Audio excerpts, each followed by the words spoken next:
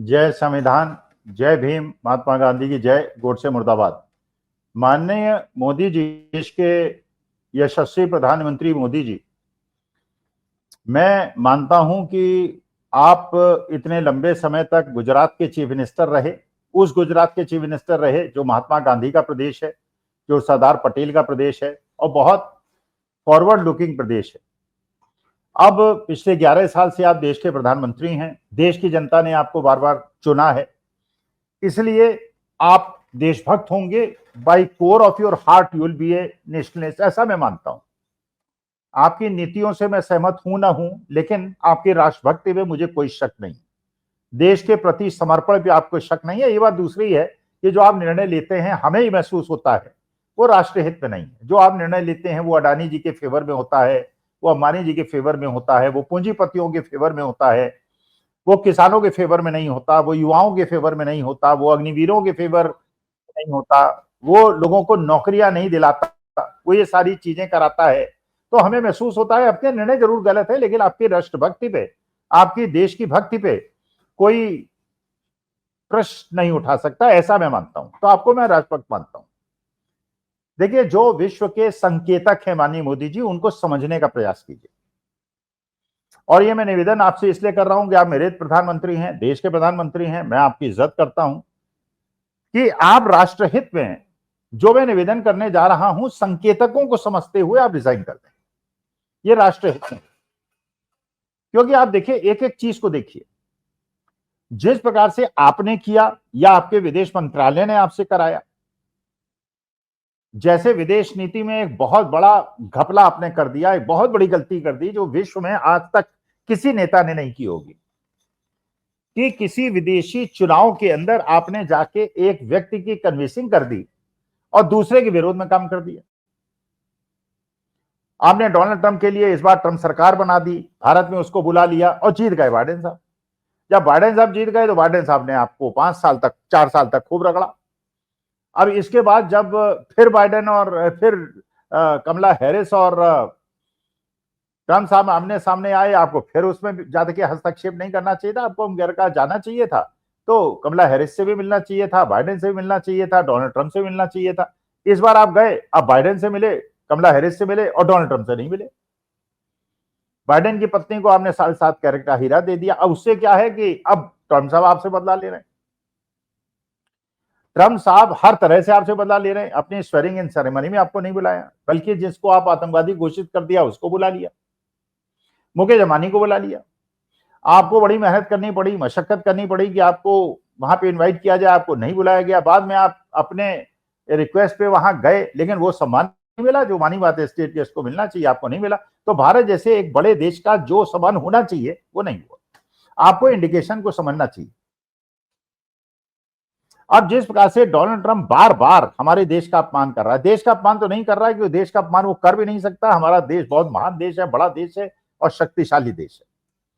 लेकिन जैसे वहां पे अवैध निवासियों को उन्होंने निकाला, भारत के लोगों को बेड़ियां डाल के, हाथ पैर में बेड़ियां जकड़ के उनको आर्मी के प्लेन्स में भेजा, उनको इज्जत नहीं दी, उनको जिस प्रकार से प्रताड़ित किया और विश्व को दिखाया, उनकी वीडियो बनाई, भारत का अपमान किया। आपने कोई प्रतिरोध नहीं किया, प्रतिवाद नहीं किया। उसके बाद उसने विश्व की बड़ी बड़ी इंडस्ट्रीज को चेतावनी देनी शुरू कर दी कि भारत के अंदर इंडस्ट्री लगाओगे तो मैं टैरिफ लगा दूंगा।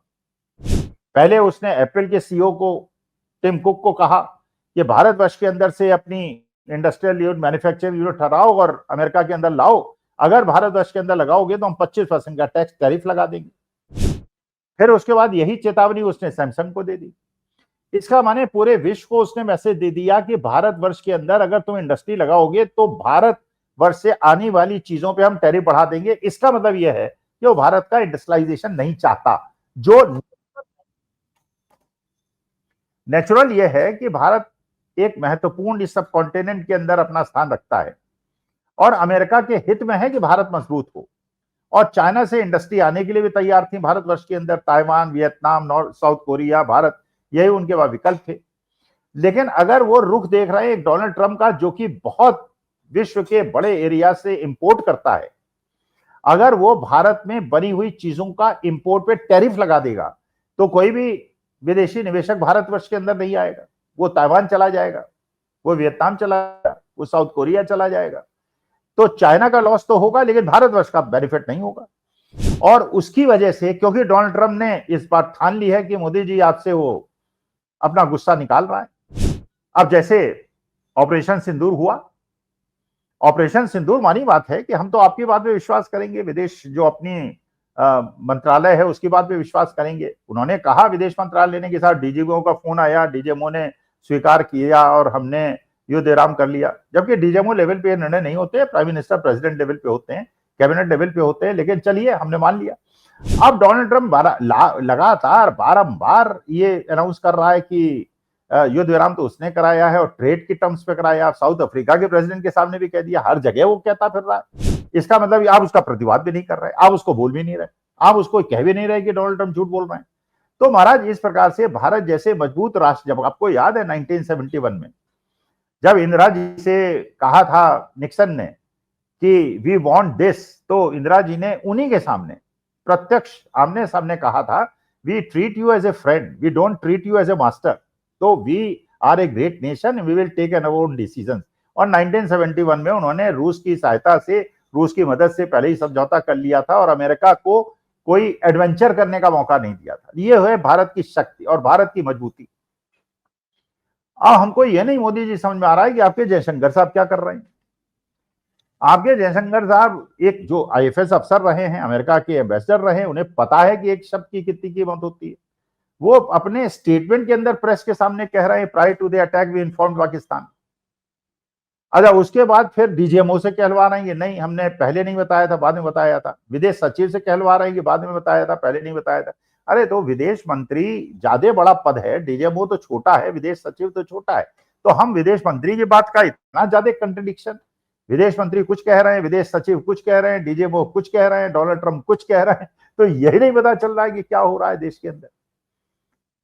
तो जिस प्रकार से विश्व के अंदर, जहां हमारे सब देश हमारे दोस्त हुआ करते थे, 26/11 के बाद पूरा विश्व मानता था कि पाकिस्तानी एक आतंकवादी देश है। उसने कसाब को भेजा था, लोगों को भेजा, जो मारे गए थे वो भी पाकिस्तानी पाए गए थे और जो पकड़ा गया था, फांसी पे चढ़ाया गया था, वो भी पाकिस्तानी पाया गया था। इसलिए विश्व को कोई संदेह नहीं था कि पाकिस्तानी एक आतंकवादी। इस बार आपने इधर पहलगाम के अंदर आक्रमण हुआ, विद इन मिनट्स आपने बता दिया पाकिस्तानी अटैक है और वो लोग भाग गए, न मारा, चले गए। ये पता चल रहा है 15 महीने तक वो कश्मीर में टहल रहे थे, 3-3 घटनाएं कर चुके थे, अभी तक वो मारे नहीं गए। और नीदरलैंड्स के पत्रकार आपसे पूछ रहे हैं, जयशंकर साहब से, ये मारे क्यों नहीं गए? कि साहब आइडेंटिफाई कर लिया, अभी मारना बाकी है। अरे आइडेंटिफाई कर लिया तो मार क्यों नहीं रहे हो? राहुल गांधी वो सारे काम कर रहे हैं जो एक नेता को देश के करने चाहिए। कश्मीर 2 बार हो गए हैं, अब वो पुंछ हो आए हैं, वो शुभम द्विवेदी के घर हुआ आए हैं, वो हरियाणा की बिटिया जो 10 दिन में विधवा हो गई उसके घर हुआ है, वो हर जगह जा रहे हैं, वो मणिपुर जा रहे हैं। आप कहीं नहीं जा रहे, आप जो है चुनाव प्रचार में लगे हुए हैं, सिंदूर बहा रहे हैं अपने शरीर के अंदर। तो मेरा आपसे निवेदन है, मैं मानता हूं कि यार आप राष्ट्रभक्त हैं, देश का हित चाहते हैं। अब आपका जो एक व्यक्तित्व आपने बहुत बड़ा बनाया था अडानी जी के पैसे से और पूंजीपतियों के पैसे से और पीएम केयर फंड से और चुनावी बॉन्ड के माध्यम से, वो अब उल्टा पड़ रहा है, वो राष्ट्रहित के बाधा डाल रहा है। तो इसलिए राष्ट्रहित के चक्कर में मैं आपसे निवेदन करता हूं माननीय मोदी जी, अपने पद को छोड़ दीजिए और इस पद पे किसी योग्य आदमी को बैठाइए। वैसे भी आप 75 साल के होने वाले हैं, 3-4 महीने के अंदर आप 75 साल के हो जाएंगे। अपने मार्गदर्शक मंडल पे जाइए, एल.के. आडवाणी साहब और मनमोहन जोशी साहब के साथ बैठिए, अपनी पार्टी को आगे। लेकिन मनोहर लाल धाकड़ जैसे लोग, विजय शाह जैसे लोग, देवड़ा जैसे लोग, इन लोगों को जरा कृपा करके इन पे वरद हस्त हटाइए। और ऐसे लोग, क्योंकि इतनी ज्यादा बदनामी हो रही है, ऐसे तो जानवर नहीं करते जो आपके नेता कर रहे हैं। नमस्कार, धन्यवाद और प्रणाम।